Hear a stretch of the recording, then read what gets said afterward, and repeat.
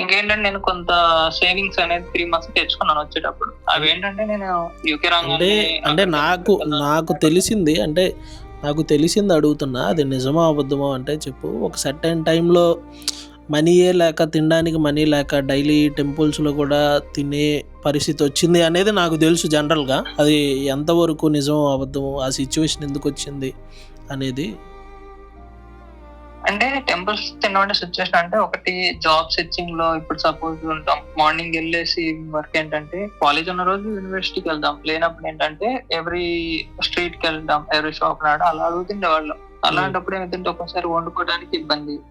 ఏమనిపించేదంటే ఇప్పుడు ఒక 2 పౌండ్స్ మిగిలినా గాని రేపు ట్రావెలింగ్‌కి ఎక్కడికైనా జాబ్ వేరే ప్లేస్‌కి వెళ్ళడం ఉంటాయి కదా అనిపించేది. అలాగా మేముండే ఏరియాలో ఏంటంటే గురుద్వారా ఉండేది. అక్కడ ఏంటంటే మార్నింగ్ నుంచి ఈవినింగ్ వరకు ఏదో ఫుడ్ ఇస్తుండేవాళ్ళు రోజు. సో అలాంటప్పుడు ఏమైందంటే అక్కడ తినేసి మార్నింగ్ టైం ఇంకా అట్లా వెళ్ళిపోతా ఉండేది. అలా చేస్తుండే వాళ్ళం. సమ్ టైమ్స్ అదే అక్కడ మిగిలి 2 పౌండ్స్ దీనికి ట్రావెలింగ్ ఉపయోగపడతాయి, ఇంకొక ఏరియా వెళ్ళడానికి ఉపయోగపడతాయి కదా అన్నట్టు ఉండేది అనమాట. సో అలా చేసిన దాంట్లో తప్పలేదు బ్రో. ఇక్కడ ఎందుకంటే సీ ఫుడ్ తీసుకోవచ్చు యూకేలో ఎక్కడో రేర్ గా ఉంటది. సో దాంట్లో పెద్ద తప్పేం లేదు. ఇనిషియల్ గా మనం సస్టైన్ అవడానికి, ఆ తర్వాత మన జాబ్లు వచ్చినాక దాన్ని రీపేగా మనం తిరిగి ఏదో తీయచ్చు. అవునా? సో అవి అంటే కామన్ బ్రో ఇక్కడ. అదే అంటే తప్పలేదు. అంటే తప్పు అనేది కాదు. అంటే అంత అంత స్ట్రగుల్ లైఫ్ ఇక్కడ చూస్తున్నాం కదా! దానికి వర్తా అనేది నా ఫీలింగ్ అంతే.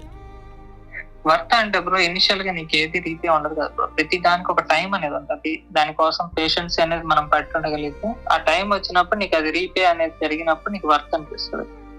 ఇప్పుడు ఒకటి చెప్పనా, యూకే రావడానికి కానీ ఏ అదర్ కంట్రీస్ వెళ్ళడానికైనా మనం పెట్టే ఎఫెక్ట్స్ ఎన్నో మొక్కులు మొక్కుతావు, ఎంత ఇబ్బంది పడతావు, ఎంతో ప్రిపరేషన్ అవుతుంది, ఎన్నో స్ట్రగుల్స్ ఉంటాయి. అంత స్ట్రగుల్ పడి ఇక్కడికి వచ్చాక ఇక్కడ స్ట్రగుల్ ఉంటది.